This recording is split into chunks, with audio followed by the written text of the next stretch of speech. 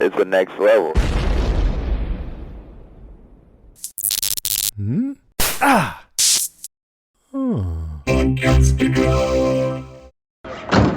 Hey, How did you know I'd be here? your lawyer gave me the heads up. He owed me one. Thank you for saying what you did. You're welcome. You know, Jack, I've heard you say that story so many times. I'm starting to think you believe it. I just wanted to tell you that what I said in there, I didn't mean it. You want to follow me? Come by for a visit. I actually have to get over to the hospital. But, maybe you and I could grab some coffee together or something.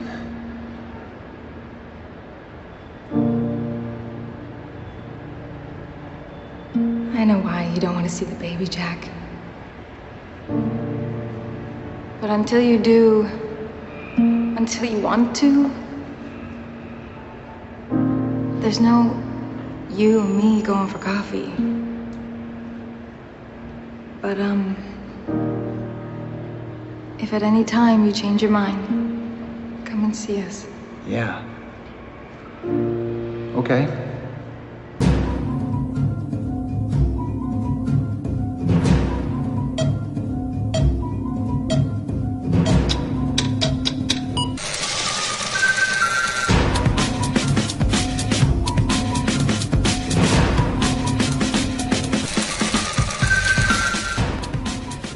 Welcome to another episode of We Have to Go Back, Lost Revisited, as we continue onward on our journey into the fourth season of the series. I'm Ben. And I'm Kristen. This week we move forward with our discussion of Season 4, Episode 4, Eggtown, Huevos Town. Ciudad de Huevos. Oh God, that threw me off already. Yeah, so we took a break last week after we just got done saying the week before we were going to be back every week. But you know what? It was a stressful time. This week was stressful, man. For the entire country, it was stressful. So we took what we call our anxiety hiatus. The world was waiting with bated breath to find out who was going to be the next president of the United States. And were we. and we still didn't find out until days after. So we had a little too much on our mind to worry about recording. Mm-hmm. So we took a break. Mm-hmm. I'm not sorry. I'm not sorry either. I'm really not. I love our listeners. I love recording with you. I'm not sorry that we took a break last week. No. It was needed. I wouldn't have been able to concentrate properly. So I apologize for nothing. I apologize for nothing. You lose. No soup for you. No soup for you. But if you're not familiar with the podcast, just a quick heads up, this is a spoiler full podcast, as we will be talking about things that have happened in the past and things that will still be happening in the future of the series. Nothing but spoilies. But season 4, episode 4, Eggtown.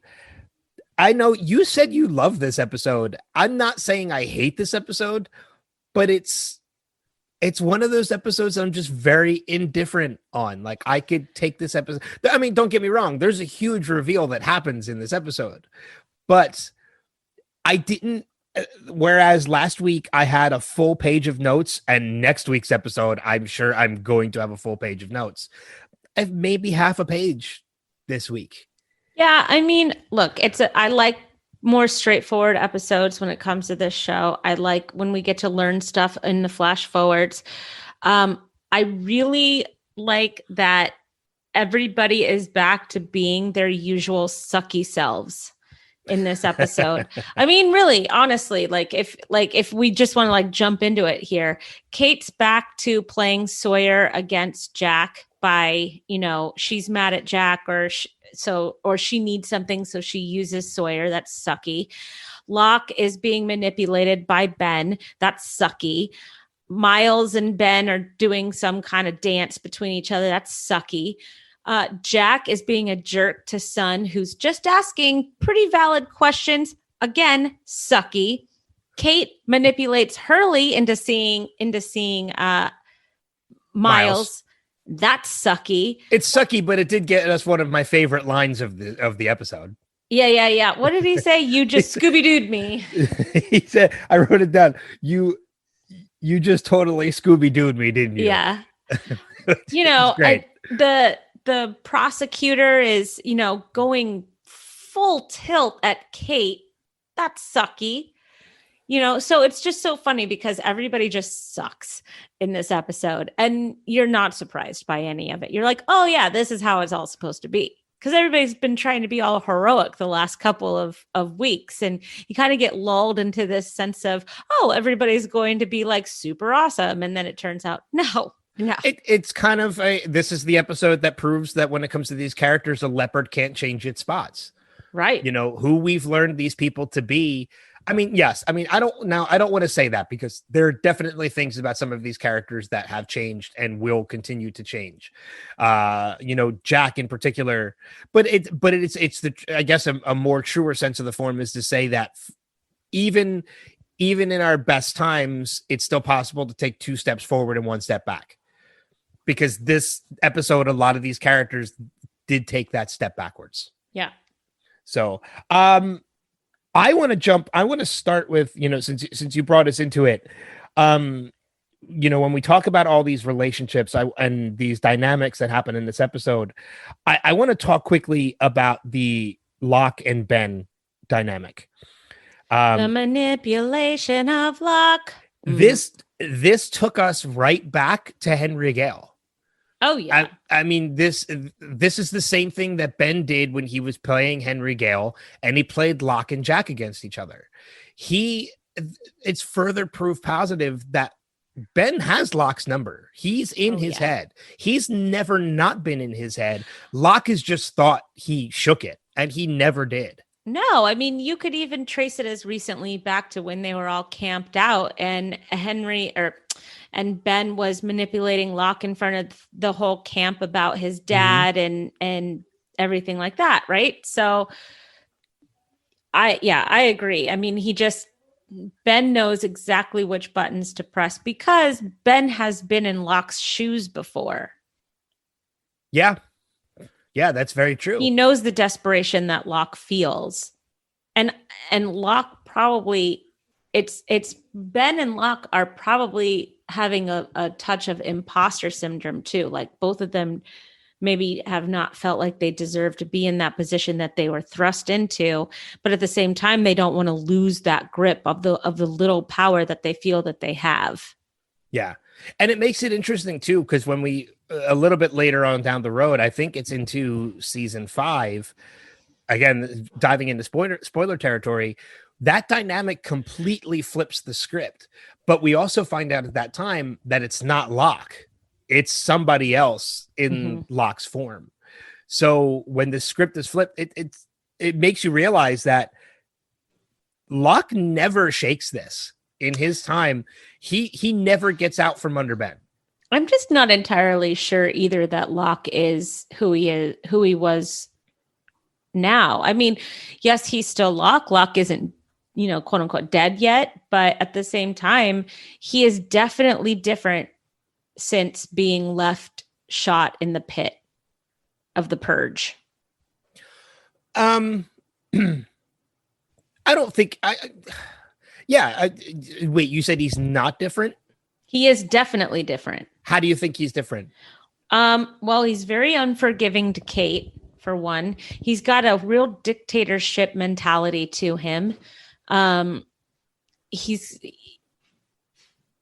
not acting with the group in mind, and I feel that he had been acting with the group in mind for the first 3 seasons. Well, I look I look at it as, excuse me, I look at it as in, when you look at somebody stuck between the balance of good and evil, like you have good on one side pulling you in one direction, you have evil on the other pulling you in another. Yeah. Locke is stuck in a balance of evil and evil. He's got one evil pulling him in one direction, and he's got another evil pulling him in another. Mm-hmm. He's got Ben pulling him in one direction, manipulating him and playing him from one side. And then on the other side, you have the Man in Black, who's taking the form of Walt and taking the form of the cabin and Jacob and everybody else. And he's pulling him in a completely other direction. You have two different types of evil playing against each other and using Locke as their pawn. Mm-hmm. So, I mean, you're right. I mean, he's definitely a little bit darker of a character because he's unforgiving against Kate, as you mentioned. But at the same time, you've got Ben, who's still completely under his skin. I mean, when Locke walks away with the breakfast, she closes the door and then slams the plate against the wall. Like the look on Ben's face, he's got that smirky smirk, as in like, yeah, I've got him. Like, he's still on the line. Right. And he totally is. But I just think that there's a marked change in him. And I actually, as we're talking about this, I just looked up at my computer screen, and the thing that totally caught my eye, which kind of confirms what I'm saying, is that when Locke is playing backgammon against Sawyer, he's playing with the black pieces this time. And before, he was playing with the white pieces. Ooh, that's a good pickup. I didn't pick up on that. So that is a marked difference in Locke. Yeah. And it looks like it was intentional. Yeah, I didn't pick up on that. That's a good pickup. And for him to just look at Kate without even having Kate explain herself, which she had a perfectly rational explanation of needing to talk to Miles. She was panicking about what she was going back into in the real world if she were to leave the island. She stands up, she goes, "Listen, Locke, the reason why," and he goes, "No, you're not welcome here anymore. You got to go." And it's like, well, even earlier on before that, when he says, like, "You seem to think this is a democracy." Like that's the Man in Black side pulling at Locke. Yeah. Like that's the influence of the Man in Black, in the shape and form of Walt, who, basically said, like, your time's not done. That's so you see both sides of who's tugging at Locke in this episode. That's the influence of the Man in Black. And then you have Ben, who is the other influence, who is much more apparent because he's physically there. Yeah. The Man in Black is playing from the shadows. Yeah. But you know what? They're both equally sneaky because Ben is so good at playing his different sides. He's good to playing with empathy, and he's good by making himself out to be a victim when he's not a victim, when he is playing kind of like a 4D chess game, right? He's a couple moves ahead, but he acts like he's really playing a losing side in a losing game. Well, if you look at things a little further too, jumping a little bit further ahead into, I can't remember if it's this season or next season when we witness it. You have one side tugging at Locke, you have the other side tugging at Locke as well. But the Man in Black is much smarter. He's tugging at Locke on one side while Ben is tugging on Locke at the other. But the Man in Black is also using Ben to his advantage as well. Right. Because the Man in Black has a bigger picture of everything, right? Much like Jacob has a bigger picture of everything. Because if not for Ben killing Locke, which we'll see later, the Man in Black, it's basically he tugs at Locke just enough that Ben tugs back in the other direction, causing Ben to kill Locke, thinking that was to Ben's advantage. But in the end, it's to the Man in Black's advantage because the Man in Black then takes the form of Locke. And when that happens, the dynamic between Locke and Ben completely changes because even though Locke's body is in the picture, Locke is not. Right. Locke is no longer in the picture. Right. It cuts out the middleman, but yet Locke is still there. It's so crazy. It makes sense when we get to it. But, yeah. Yeah. Did you ever see Parks? You're a Parks and Recreation. Love Parks and Rec. Right? Love Parks. So and Rec. do you remember in the last season when with when they Tammy go- and Jam. No. Oh.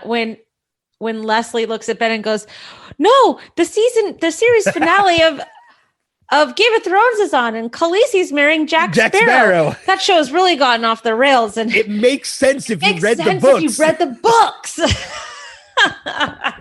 yeah, feel like when shows like tend to like really kind of really push the boundaries of what's happening, in their little universe that they've created, that there's people that are always going to be like, look, man, it makes sense if you just stick with it. Yeah. I mean, and to anybody who's listening Game right of Thrones now, is a dumpster fire, by the way.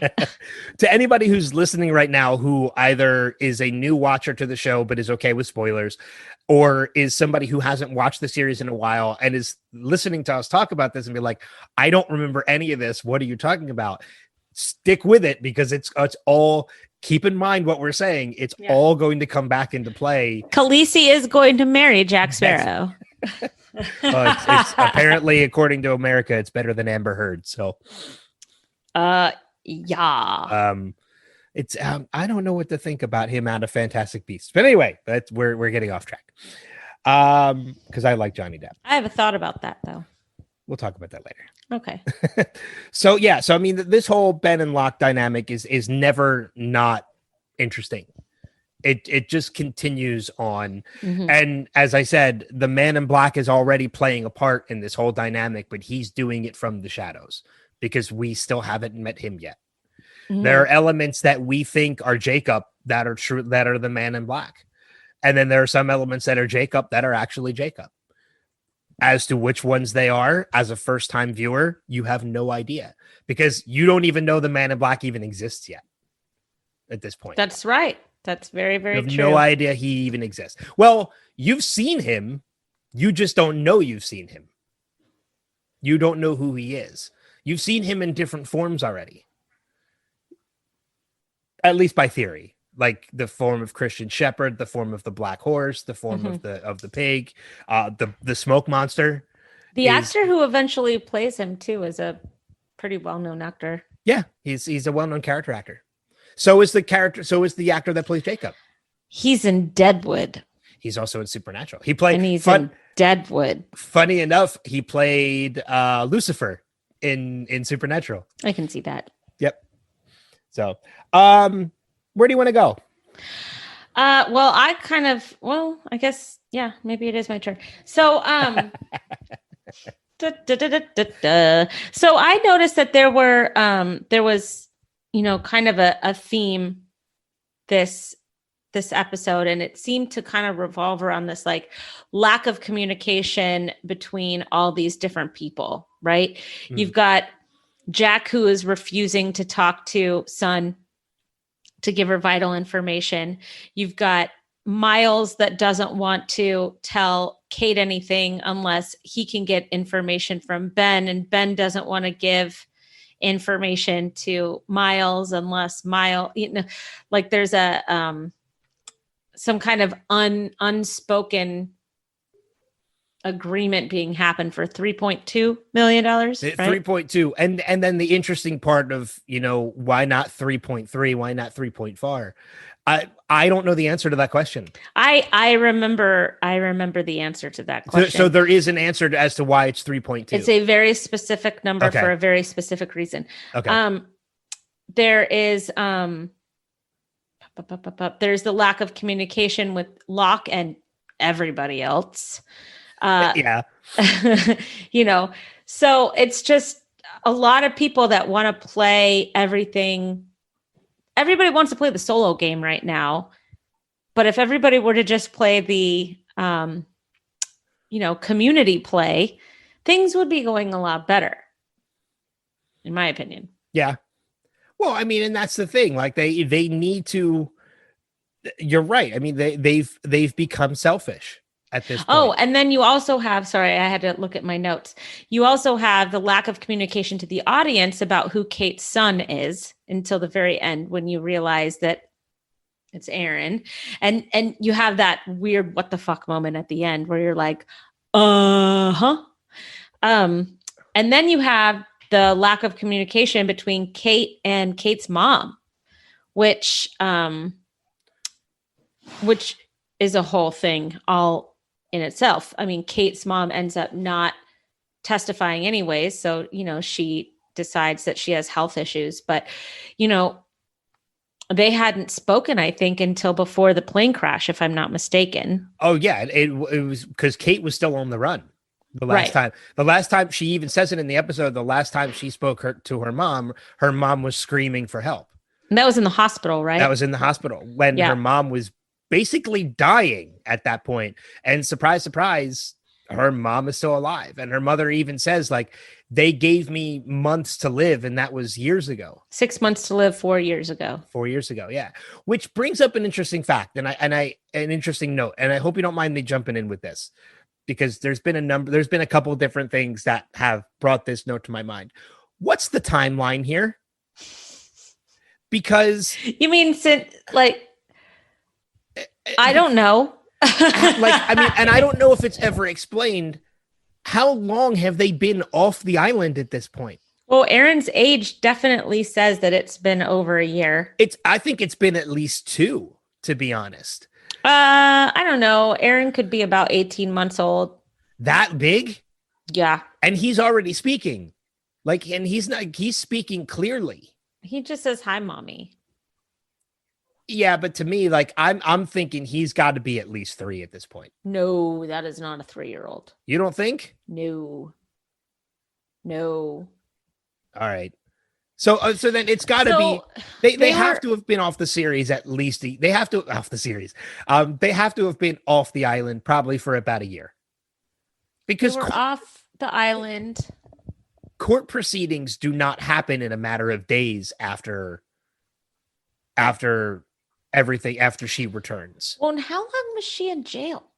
And that's the other thing they don't explain, because when she returns home, and who had her kid the whole time? Well, there was a housekeeper. Okay, but is it weird that that Hurley didn't take Aaron, or Jack didn't take Aaron? Or, I mean, this is Aaron. This is Claire's kid. You know what I mean? You left Claire's kid with a housekeeper? Well, because I think that becomes part of the story they tell, is that I think it's meant to. I don't remember. And why isn't Son? Son could have taken Aaron. You know what I mean?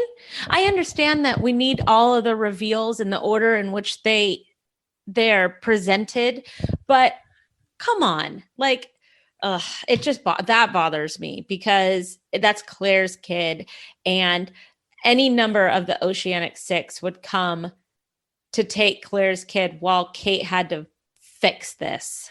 Well, I mean, see, and that's the thing about it too, is if I remember correctly, Aaron isn't even confirmed to be part of the Oceanic Six until the finale. Oh, we'll see. I would have assumed it though. Well, but see, that's the other thing too that becomes confusing, is because there are more than 6 people off the island at this point. We're going to see Desmond next week. We know that Ben is off the island. We know that Locke is off the island. So who the true Oceanic Six yet are at this point is the only confirmed ones are the ones who have said, I'm one of the Oceanic Six, which are but only Jack, one Kate, of them, and Saeed. Only one of the Hurley. 3 that you just mentioned were even on the plane. Locke was on the plane. Ben and Desmond were not. So they could have gotten off the plane. Who cares? But again, they could have also pretended to have been on the plane. They had a manifest. This is true. You make a valid point.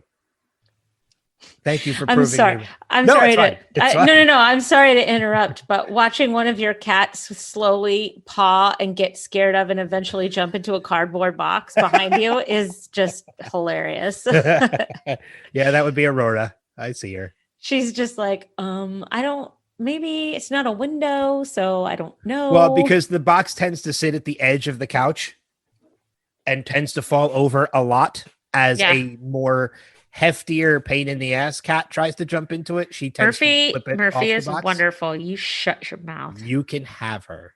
No, I'm not taking any more animals. Well, then don't right say she's now. wonderful if you're not willing to take her. Anyway. Yeah. So I In mean, his cat corner. it's I don't know. There's a lot of stuff that is a little confusing to me with this. The timeline, as I mentioned, is a little confusing. And yeah, I don't know. No, I agree. I mean, we don't really know the timeline. We don't really know what long game anybody is playing other than Ben's trying to stay alive and Locke needs answers. I don't really appreciate Jack's I don't appreciate Jack's leadership during this episode. I think that him not being honest and open with people that ask him valid questions, I think it's a bad move. I think that it proves that he hasn't really learned anything lately, and he should have learned the lesson that maybe he should trust the people that are around him. I think Locke is a big dick this episode. Big dick this episode. Big dick this episode. I mean, you just want to punch him in the face for most of this episode. And I also, by Locke saying, hey, these are the last 2 eggs, and then he kills a chicken. I'm like, well, of course they're the last 2 eggs. You just killed a chicken. Yeah, you just eliminated the possibility of getting any more eggs. That was ridiculous. So I think that proves that he's not playing a long game right now. He's playing, by him killing that chicken, to me kind of signifies that he's all over the map. He's not thinking big picture. He's not thinking long term. He is just thinking about the here and now and how can he hang on to the power and the leadership that he thinks he has right now.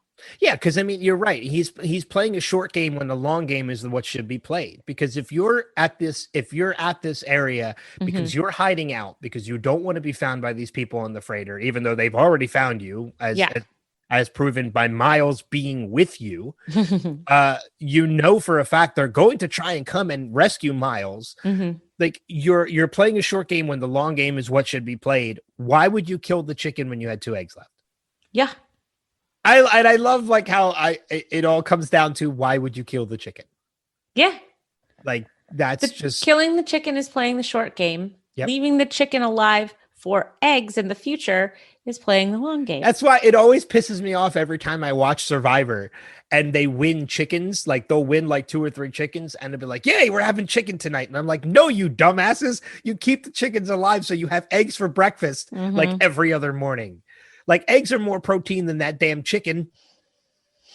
Like you're people playing are stupid. You're playing a short game when like you're eating the chicken when you should be saving the eggs because you have a game that lasts 30 days and a chicken will last you 1. Right. Like stupid. Yep. Yeah, so it's just ridiculous. But you're right. He's playing a short game when it should be a lot more. I want to, let me see. We already talked about Kate's mom surviving, so I can scratch that off. We could talk more about the actual courtroom, the stuff that happens in the court. But one of the things I want to bring up real quick before we dive into more of the Kate courtroom stuff and everything else is, and Miles, there's always literary references in these episodes. They do such a great job at not even hiding, but just subtly putting in these literary references that every time I see a book, I always look into the book. Always look. What was the book that he gave Ben? Well, see, that's not the book I looked into. Okay. I looked into the book that Sawyer was reading. What was Sawyer reading? Which was much more interesting. I'm trying to find... Oh, here it is. He was reading a book called The Invention of Moral. Moral spelled Morel. The mushroom? I don't know. But here's the plot. It's very interesting. The plot of the book: a fugitive hides on a deserted island somewhere in Polynesia. Tourists arrive, and his fear of being discovered becomes a mixed emotion when he falls in love with one of them. He wants to tell her his feelings, but an anomalous phenomenon keeps them apart. That's basically Kate at this point. I love it. And that is absolutely Kate, because She is a fugitive on the run. She's hiding on the island. Miles and these other tourists are the ones that have come into it. Sawyer and Jack is the love story that's going on between them. And it drives the whole plot forward of Kate trying to find out from Miles what they know about her.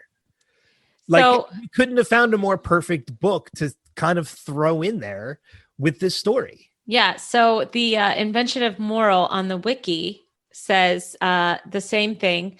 Stories about a fugitive who hides on a deserted island. Later, he encounters people that appear and disappear randomly, repeating actions. These people don't exist. They're merely very lifelike recordings reproduced by a machine. The people are actually dead.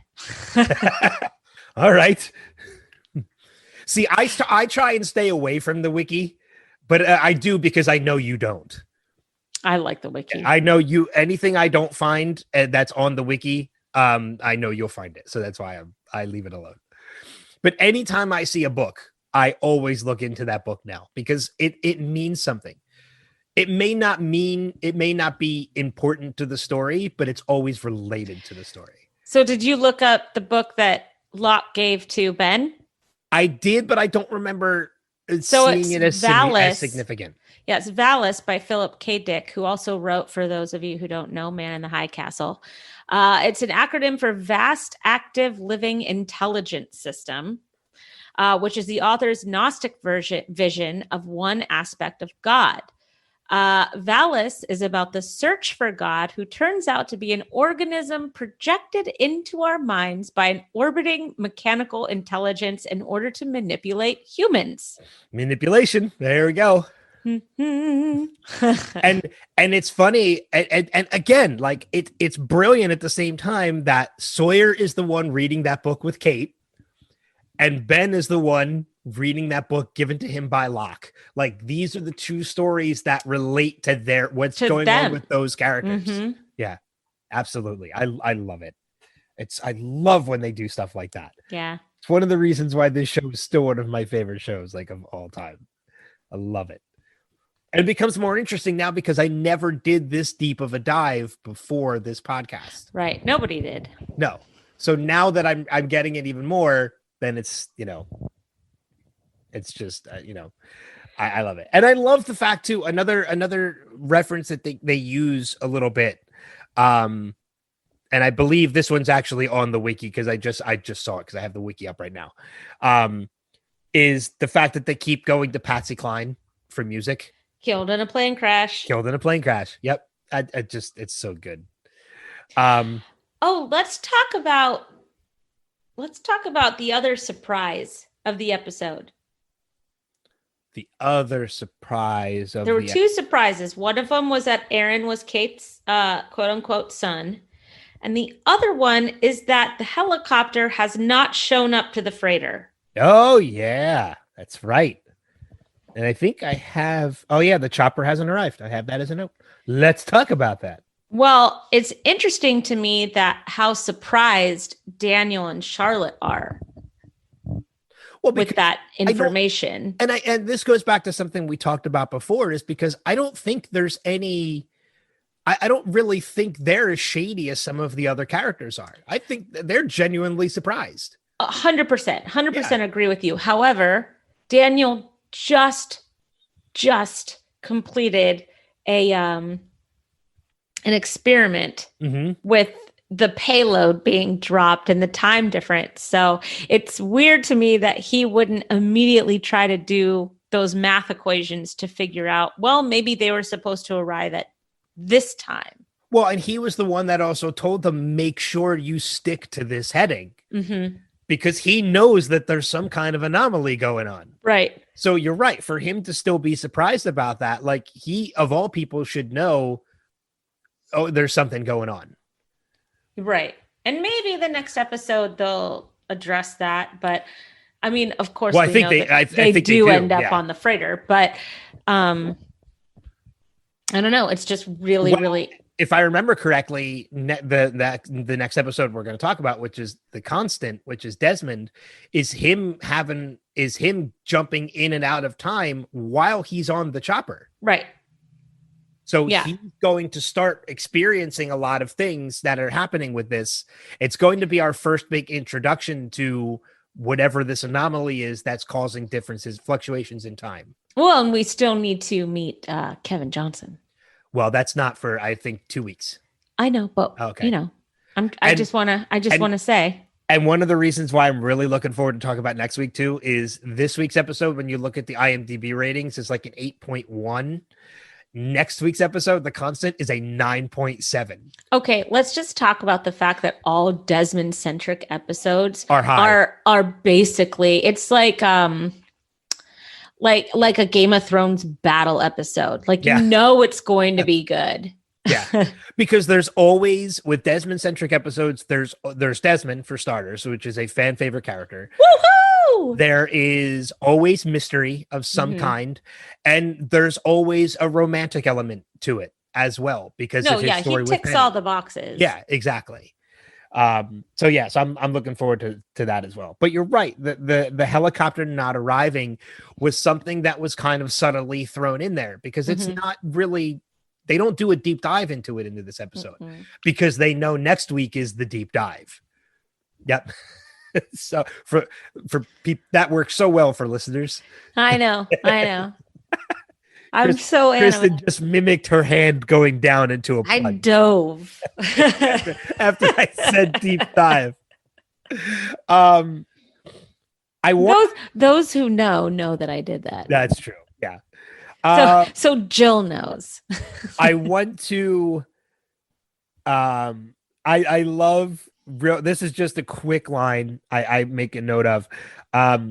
When Sawyer is lying in bed reading the book and Kate comes in, and Sawyer is desperately trying to get Kate to move in. Like, he wants her to stay, and he's trying his best to do it. And he's like, you know, you can stay in my house. And then you hear the toilet flush, and we get a new Hurley nickname when he's like, okay, me and Montezuma's. I love that. That was so apropos, especially for anybody our age. The Montezuma's rage is just, when he calls him Montezuma, I was cracking up. Like, that was so damn good. Well, and then he called Miles Bruce Lee in the boathouse.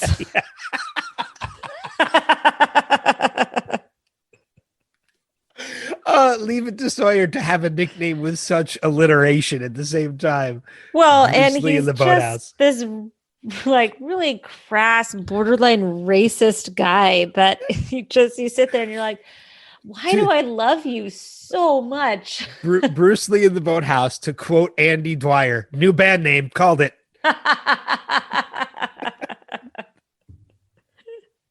That is a good band name, Bruce Lee in the boathouse.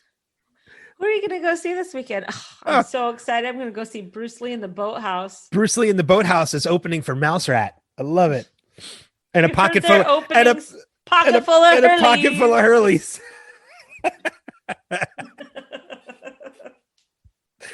Oh God. So what else do we have left to talk about? Ooh, you know what? I want to talk about this real quick, since we were talking about Daniel and Charlotte. Might as well bring this up now. Let's talk about the card game. Oh yeah. So I gotta tell you, I was really confused on this.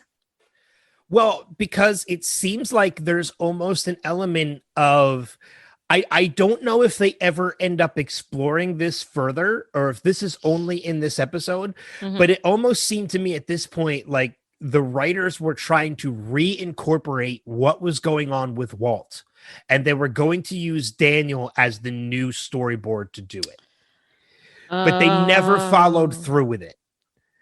Gosh, I wish that they would have gotten an older kid to play Walt. I would have really liked to have seen how that storyline was supposed to end up. Yeah. I mean, correct me if I'm wrong, but it seems like that could have been the case. They were developing something with Walt. They unfortunately had to pull it from the show because of the age of the actor, and they couldn't bring the actor back in. Let's hire a kid on the cusp of a huge puberty growth spurt. Yeah, for a show that's supposed to run 6 seasons but take place over 120 days. Yep, sounds smart to me. Book it. But it almost seems like they were trying to maybe see if they could toy with the idea of using Daniel to be the new Walt. Because it was Charlotte basically testing his maybe ESP skills, because he was trying to predict the cards, and he ended up getting 2 out of 3 right. So, but I don't remember if this is something they ever continue with. I don't think they do. I don't think this is ever brought up again. So, okay, on the wiki, it says Faraday displays some form of memory loss when tested with playing cards. He paused a long time before recalling his name when he first landed on the island. Do you remember that? I vaguely do. So he was chastised by Miles for not remembering that Naomi gave the distress code, "Tell my sister I love her," and he didn't know why he was crying when 815 was found. Okay. So maybe this wasn't an ESP test. Maybe Charlotte had shown him what the cards were, and he just had to remember them. It was a memory test. I mean, we learn a lot about Daniel Faraday over the next couple of seasons. He's a really, really interesting character. As you know, he's one of my favorite characters. Yeah, Daniel's not going anywhere. Yeah. But the more you learn about him, the more you realize that he has been on this island before. He has some very deep connections to this island, to the story, to the people that run everything. Has Daniel been on the island before? Well, Charlotte has. Kind of. Yeah, we're entering into that confusion area because he technically has been there before, but he hasn't been there yet. Right. Well, and his mother has a very weird connection, not only to this island, but to Daniel himself. I think she knows a lot about him and what he's going to do, what he's capable of, blah, blah, blah, blah, blah, his whole life, which is, and we get a lot of backstory on Daniel, which is great because the more you learn about him, the more you realize that it's not surprising that his memory is so jumbled up, because I think that he's a brilliant mind, but he's a brilliant mind that's been manipulated by his mom a lot. And you know what? Thinking about this now, I don't mean to jump in. No, please do. And thinking about this now, it makes total sense now why these freighterites, whatever you want to call them, are so dynamic and some of your favorite characters. Because when you look at them, their backstories are amazing. Amazing. Like you don't realize it. You still don't know it yet at this point, but you don't realize how connected all 3 of these people are to this island already. Yeah. I mean, jumping into spoiler mode, you have Daniel, who's going to spend a significant time on the island before he even gets to the island. you have Charlotte, and actually, and his mother was somebody who spent significant time on this island. Yeah, you could say significant. You have Charlotte, who was raised and came up on the island when she was a child. And you have Miles, whose father was one of the lead people in the Dharma Initiative on the island. Yep. You're right. Like it just makes so much more total sense now thinking about it and putting all the pieces together, why these are some of your favorite characters and why they're so dynamic of characters. And we haven't, and as a first time viewer, we haven't even scratched the surface yet. And the actors they get to play these characters are perfection. Yep. Perfection. I wanted the actor that plays Miles, I wanted him to be in anybody that knows the Divergent books, the leader of Candor, the way that he was described and the way that he was written in the books. I just thought that the actor that played Miles would have been perfect for that role. And what's funny is that they chose, everything is leaving my brain today. They chose Jin instead. So Okay. I was like, you guys got so close. Well, and it's You funny got too. you got the same show. Every time I see Rebecca Mader, I always get that urge to go back and rewatch Once Upon a Time. Once Upon a Time, yes. Because she I'm played the watching Wicked that. Witch. Yep, I'm watching that with my daughter right now. Oh yeah. Actually, yeah. She I actually digs it. I watched that show when it was on, and I found it interesting. Like I kept continuing to watch it, and then I think I stopped after the Wizard of Oz stuff. Oh no, I think I cut out when they started doing the Frozen stuff. Not because I didn't like it, but because I kind of fell out of it. I But I cut wanna out go back. after the Underworld season. Okay. I was just like, yeah, okay. But when you watch that show, there's so many Lost veterans that come into that show. So many. Well, yeah, and I it's mean, such a good show. Jorge Once Upon a Time Garcia- is such a good show. Jorge Garcia comes in as the giant. He does. Saeed is in it. He plays Jafar. Yeah, he does. Yep. Emily Duravin is Belle. Like She's fantastic as Belle too. yeah. That's a show I think I really want to go back and rewatch at some point. Oh, you want to go back? Ooh, it? Maybe we should do that when this is over. I love that show. Because it's a lot of the same actors. It's so fun. And it's so fun. I think we might have found what show we're going to go back to. Well, when this let's is over. finish this show first. Yeah, let's finish Lost at this point. Shit. Because- It's been 3 years.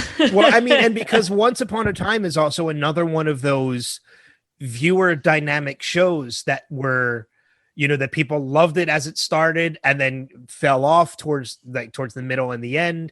There were just So we want to just cover all the shows that everybody eventually stopped watching. yes, That sounds like the greatest podcast ever. I know, right? And then and just like Lost, the series finale was so dynamic in that you loved it or you hated it. So I never saw the series finale of Neither did Once I. Upon a Time. I just heard a bunch. Oh, okay. I like the idea of maybe doing Once Upon a Time as our next show. I like it. Yeah, I love it. Or Justified. Or just see, that wouldn't be a we have to go back for me because I have to watch that. It's so good. Same with Deadwood. Where do you want to go? What do you got left? I'm done. You're done? All right. Mhm. I want to talk about the trial and the Aaron Reveal. the Aaron reveal and dynamic, because there's some confusion here. When Kate is in the courtroom and the lawyer wants to bring in Aaron, she flat out says, you're not bringing in my son. So it's very apparent at this point that it's been revealed to the rest of the world that Aaron is Kate's son, not Claire's. Well, and that becomes part of the story that they tell themselves that they're going to tell as well. but it's not until the end of the episode that we really know that it's Aaron. We just think Kate has a son.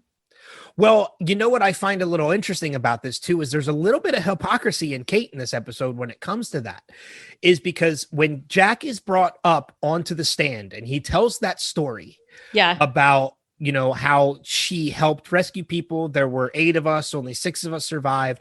And then we get that moment where she's released, she makes the deal, she leaves out the back, and Jack shows up and she says to Jack, "You've told this story so much, I think you're starting to believe it." Mm-hmm. You're telling the same story about Aaron that maybe you're starting to believe that Aaron is actually your son. Oh yeah. It's a little hypocritical of Kate at this point to point the finger at Jack when she's doing the same thing with Aaron. But don't you think that she's kind of been left kind of holding the bag when it comes to Aaron? I mean, as far as we could tell, she's had no support from anybody else. Everybody has scattered. Is she left holding the bag, or has she taken the bag on her by herself? Well, Jack won't come and visit. And she said, "We're not going to be going out for coffee. I know why you don't want to go to the house. You're going to have to go to the house. You're going to have to see him." True. But I think for Jack, I think the reason why Jack is doing that, though, and this is going back again to you've told the story so many times, you're starting to believe it. Uh-huh. I think by not going to visit Aaron, that's him actually keeping a piece of reality exposed. I think Jack believes that the moment he goes to see Aaron and he sees that Aaron is with Kate, then this story is solidified, and the story he's been telling is actually real. But we know that eventually they end up living together. For a short period, yeah. And then, which again, the timeline. I mean, yeah, what is that time? Like it has to be at least a year at this point that they've been off the island, that Kate's courtroom is in there. But yet, when you look at everything we know so far, we also know that Jack and Kate end up getting together and living together. Yeah. And then we also know that Jack has a complete mental nervous breakdown. Yeah. And so there's still so much more to this story to tell off the island. It was before not they Beardy even go Jack. back. It was not Beardy Jack. So there's still so much more. And then where does the whole Jack is living on his own when the whole Hurley episode happens? Where does that fall into play when it comes to the off the island timeline? I think it's time to make a chart, Ben. I think it might be, or at least see if there's one online somewhere. Well, I'm sure there are many. Yeah, but which ones are right? Well, that's, I guess, our job to find out. Yeah. The only other thing I have a note of, and this is going back to the whole Jack thing, is, man, the grenade in Miles's mouth. That was so fucked up. Excuse my language. That was so fucked up. That's the most crazy thing I've seen Locke do. It's the craziest thing I've ever seen him do. It was fucked up, but at the same time, I hate to say it, totally badass. Like if you need to shut Miles up, that's the way to do it. Yeah, apparently that's the only way to do it. Yeah. And it worked, because he ain't going to open his mouth now until Locke comes back. Or somebody. Yeah. So, for the life of me, again, like, this is one of those things we talked about before. There's so much more that happens in the seasons when it comes to 4, 5, and 6, that it's harder to remember what happens. For the life of me, don't remember how Miles gets out of that situation. No, yeah, me neither. I don't remember if Locke comes back. I don't remember if somebody gets the pin from Locke and takes it to Miles. I don't remember. But I kind of like that now. Yeah, because as I'm rewatching, I like re-remembering things I had forgotten. Yeah. The first 3 seasons are very memorable, so we remembered a lot. But now we're into that part where we're going to start re-remembering things we had forgotten, and I like it. That's what I like. Yeah. I totally agree. That's it. That's all I got on my end too. Yay. So, all right. I think we ended up spending a little more time on this than I thought we were going to, which is good. Yeah. I like when we do that. Me too. Next week's going to be fun though. The Constant is just a great episode. It's such a good episode. Maybe we should ask Des to be on it with us. I know he's a fan of that episode too. Speaking of Des. Yeah, let's get into the feedback, because I know he dropped us some. Nice segue. Thank you. Yeah, so we've got some feedback from our friends Des and Steve. Before we do that, let's tell you how you can leave us feedback, though, for anybody who's interested. Then there are multiple ways. First, we are on Facebook at facebook.com/Lost Revisited. We are on Twitter at Lost Revisit Pod. We are on Instagram at Lost Revisited Pod. You can email us at lostrevisitedpod@gmail.com. And if you want to leave us a message, you can record yourself and send it to our email address. Nice. So let's get into it. I sent that over to you. I haven't read it. As I often do, I try not to listen to or read the feedback before we post it or before we talk about it on the show. So I'll turn it over to you. Okay. Hey guys, this is Des. I'm trying to channel my inner Des here. Your inner Des. Okay. Eggtown. Kind of a slow episode, but a great performance from Evangeline Lilly. Also, no one can rock a filthy tank top or an expensive suit like Evangeline. So I was trying to find some deep meaning to the title, maybe something literary or philosophical. Nope. According to the wiki, it was named for Ben's breakfast and Kate's fertility. This was kind of the end of the Kate and Sawyer and Drac triangle. Sawyer is pretty much done with her running to him whenever she gets mad at Jack. John is a dick this entire episode. Totally agree. Yep, we agree. Tell me I'm wrong. No, Nope, I can't. You're right. 2 things about the flash forward bother me. First of all, shut up, Kate. Her lawyers seemed pretty confident that he could have gotten her less time on probation. Let him do his job. Also, she can't leave California. So after the finale, spoilers, when the plane with the survivors lands, was she arrested on the spot? Did she spend the rest of her life in prison? That's about all I got. Next week's episode, The Constant. It's awesome. Can't wait. Sent from my iPhone, and Xanadu is one of the most underrated movies of the 1980s. I've never seen Xanadu. Me neither. Yeah. So I cannot attest to that statement, but I will take your word for it. How was my Des? It was good. It was good. All right. That leaves us our feedback from our buddy Steve Brown. So I will go ahead and play that now. Hello, Kristen and Ben. This is Steve. This is for Lost Eggtown. And before I start, I actually watched it twice this time because I think these episodes are going to take 2 watches now to even get thoughts out. So, accurate. I also am so excited and so glad that you guys are back. I can't wait to hear what you thought of this episode. But I thought it was interesting. A couple of quick little things. I noticed that Locke had his knife drawn when he went to go see Ben with the breakfast. And then, of course, I got confused a little bit thinking that maybe Kate had conned Sawyer, but then at the end, or towards the end there, we realized he says he didn't want him to suspect them both, so he played it off like he had been conned. So, but we get a little bit of mean Sawyer here. You know, of course, he doesn't respond when Kate slaps him, so that's a good thing at least. But so it's interesting what's happening with his character in this episode. I don't know if maybe they shot these kind of out of order, maybe, and I'm not sure.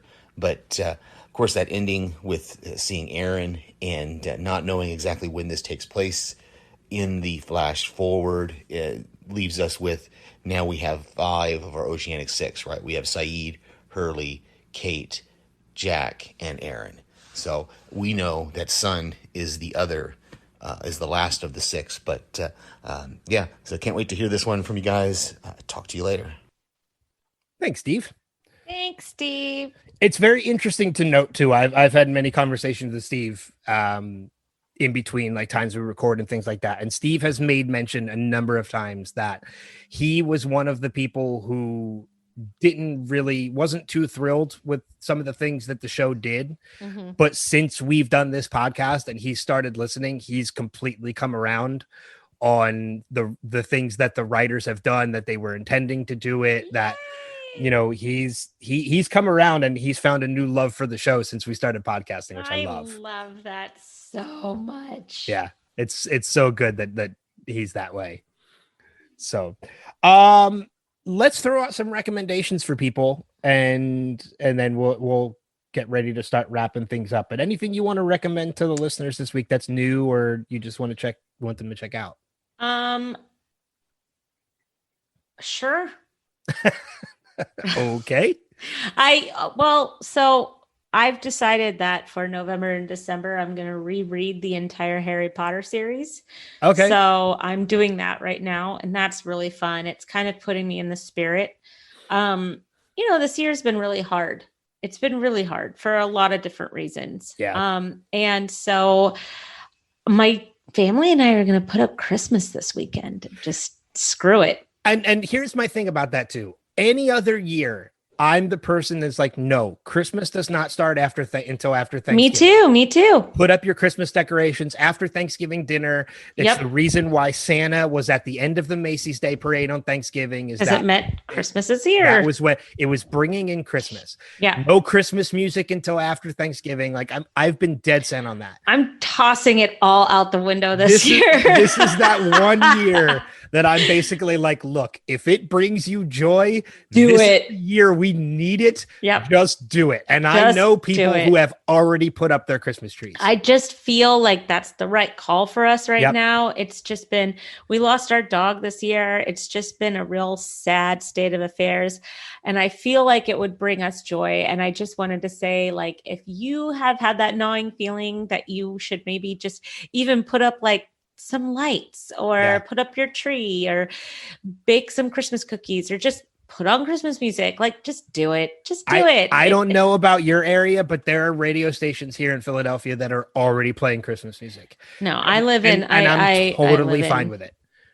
I agree. Like the holidays, the holidays just bring a happiness to people. So if it means setting everything up now and extending that period of time to bring you joy, this is the one year I'm all for it. Just do it. You will not hear me complain one bit about people putting up their Christmas decorations. Yeah, I'm totally with you on that one. So anyways, I'm rereading Harry Potter and I'm, Mandalorian is back and it's amazing. It's so amazing. Good. And I have to watch it when we're done recording because it's out. The new episode's today on Friday. I know. As soon as Dave comes home from work, we're all very excited. We're making steak sandwich paninis and watching Mandalorian tonight. I will be there in 8 hours. Very exciting. And we are watching. Oh, and I know I'm late to the game on this, but I have been binging hardcore Schitt's Creek. I still haven't started it yet. Like it's on my list. I feel like I'm going to start it next week. You know what? Jill, my friend Jill, she started it. We talked to each other every single day and I didn't even know that she had started it. She didn't know I had started it, but she started about a week after I did. And she's already about to lap me. Like she's just burning through it. It's so easy to burn through too. It's so funny. I'm just looking for light Emmys. Well, I'm just looking for anything light right now. Yeah. So Schitt's Creek has done that for me, and Harry Potter's doing it for me. Mandalorian is definitely doing it for me. Great British Bake Off is back. I need to start watching this season. Which is our family's favorite show to watch together. Oh. And our newest thing that we're binging, which is weirdly addictive, and not in 10,000 years would I ever thought that I ever would have liked this show ever. Alone. I've never seen it. I've heard great things though. So we started with the third season. Third season's phenomenal. So we went back to watch the first season and it's a bunch of pansies. It's a competition show, right? A survivalist competition show. Yep. 10 people get thrown into the wilderness with 10 items. Good luck. Yeah. I've heard good things about it too. And that's another one I need to check out. It's amazing. I don't know what it's like. Half of it is watching a train wreck and the other half is like learning. It's great. I like you. I like you have been watching Mandalorian because it's that time of year and I love it. I will say, I contrary to what some other people think, I don't know about you, but Fear the Walking Dead this season has been fantastic. I haven't even finished last season and I don't even care. But okay. There is an episode, I think it was episode 4 of this current season, that all I will say is I will take a John Dory spinoff in a heartbeat. And Garrett Dillahunt needs to be the lead of a series when he's done. Yeah. Look, if this was called John Dory Kills Zombies, I would watch that show. Yeah. But the other characters make me not want to watch that show. Episode 4 of this season is a John Dory centric episode. I'll watch that. And Garrett Dillahunt was fucking amazing in it. Yeah, because he's amazing. He's in Deadwood. And he's amazing. Yeah, he's. I need to watch Deadwood too. That's another show that's on my list. Yeah, this is a totally ridiculous show, but when you talk about things that are lighthearted, and I'm bringing it up this week because I won this week and I love it. I have watched The Masked Singer since the beginning.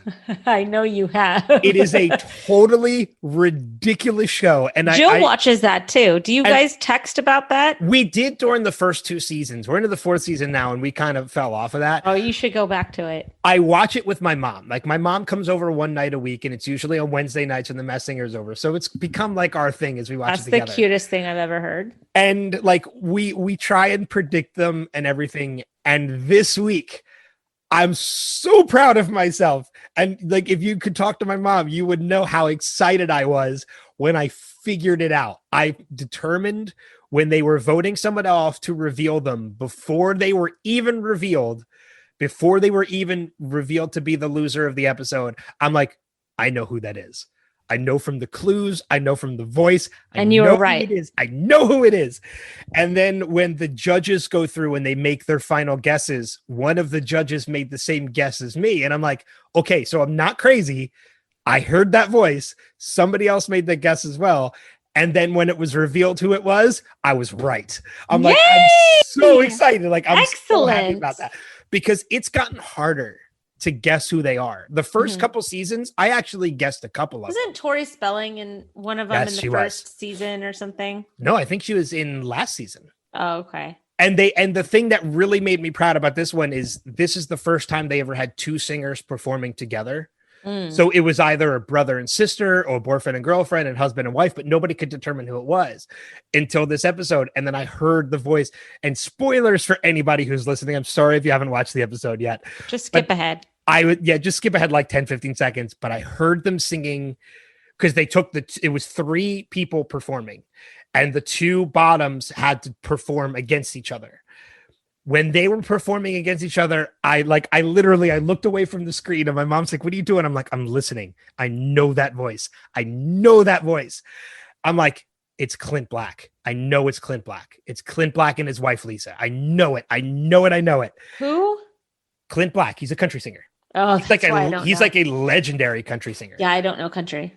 And then one of the Nicole Schlesinger also guessed that too. And I'm like, okay, even if it's not Clint Black, at least I wasn't crazy. Like somebody else guessed it too. And then when it was revealed that it was Clint Black and Lisa Hartman, I'm like, oh, I'm so happy I got it right. Yay! Because that was the first one this season I got right. And I'm like, yes, I finally guessed one this season. Yay! So, but The Masked Singer is so much fun. Like, it's such a ridiculous concept, but it's taken off. Like, you know, it's just become fun. You know what? America's becoming a Japanese game show anyways. So just lean into it. Yep. And just accept it for what it is. Yeah. I'll make one more recommendation too. It's on, I think it's on FX. I can't remember what channel it's on, but there is a Sons of Anarchy. No. I'm just kidding. If you are a fan of horror, right now Eli Roth is doing a series called History of Horror. Oh, he did that last year. Yeah, this is season 2. Oh, cool! It is phenomenal. I heard it was good. I missed season 1. Greg Nicotero was did an episode in season 1. Yeah. Rob Zombie did an episode. And they're all back this season, too. Oh, cool. Yep. Rob Zombie's back. Greg Nicotero's back. Megan Fox. Chris Hardwick. So Greg Nicotero's name keeps popping up in the credits of Deadwood, and we can't figure out why. Oh, I don't know. But yeah, Eli Roth's History. If you are a fan of horror, Eli Roth's History of Horror is a phenomenal series. Eli Roth is a pretty cool dude. Yeah, he is. Yeah, he pops up in some pretty cool places. Quentin Tarantino has been in History of Horror this season. He deserves to be there. Yeah, it's been good. So those are my recommendations. Awesome. These are good. Yep. But I think that's going to wrap it up for this episode. You know what I'd love to know from listeners?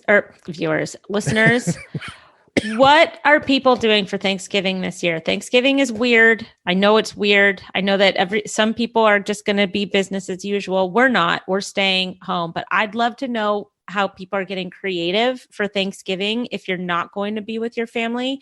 Because we're all trying to brainstorm on fun, creative ideas on how to stay connected for the holiday. So I'd really love to know if somebody wants to tell us. You know what? And not only that, I want to tack on to that too. I want to know what the listeners would recommend to us. Yeah, Like, me too. what are Jill they- did that. Jill did that, and that was cool. Yeah, like what are, as listeners, what are you watching? What are you reading? What are you getting into? Like send us some feedback and tell us your recommendations for us. What do I you would think we should love check that. out? Yeah, I would love that. Because we've got time on our hands. Yep. So I need distractions right now. Yeah, me too. So so even if you're not going to leave us feedback about like the episodes, send us some messages and let us know what you recommend to us, because we'd love to hear that. Totally. Yeah. Next episode, we are talking about The Constant, season 4, episode Desmond. 5 with Desmond, which I can't wait. It's such a great episode. And who knows? I'm going to reach out to Des. Maybe we'll have Des back on the podcast. I would love that. I haven't talked to him in so long. Yeah. So we'll see. Des, if you're hearing this before I reach out to you, reach out to me. You know how to contact me. We have many threads. Yes, exactly. But that's going to wrap it up. Thank you everybody for listening and subscribing to the podcast and just being a part of this. We love doing this. And we're trying our best to be more constant with it. No pun intended. It's just an interesting time of history we're living in right now, and it becomes complicated sometimes. But but we don't love this any less, even if we take some time off. So yeah, we appreciate you sticking with us. Yes. That being said, we'll see you guys further on around the bend, or no, further down the damn it, I used the wrong sign off on this podcast. Son of a bitch. You messed it up. I messed it up. You're stupid. Oh my god.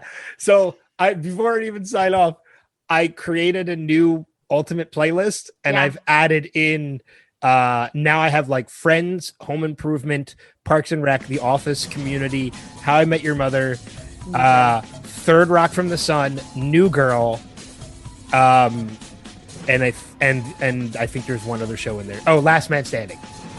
Very nice. It takes like it's constantly rotating. You're stupid. You're stupid.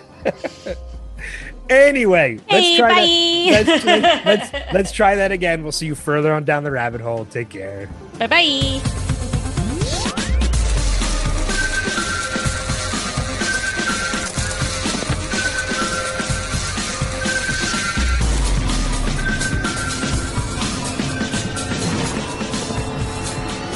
We have to go back, Kate. We have to go back!